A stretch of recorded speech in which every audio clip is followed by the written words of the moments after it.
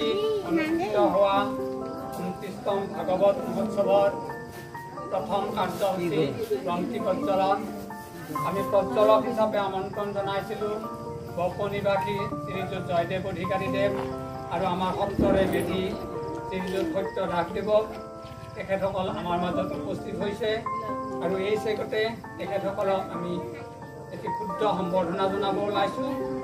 প্ৰথমতে আমাৰ মাননীয় শ্ৰীযুত জয়দেৱ অধিকাৰীদেৱক এখনি ফুলাম গামোচাৰে সম্বৰ্ধনা জনাব ভাগৱত পাঠ উদযাপন সমিতিৰ সভাপতি বীৰেন কলিতাদেৱ।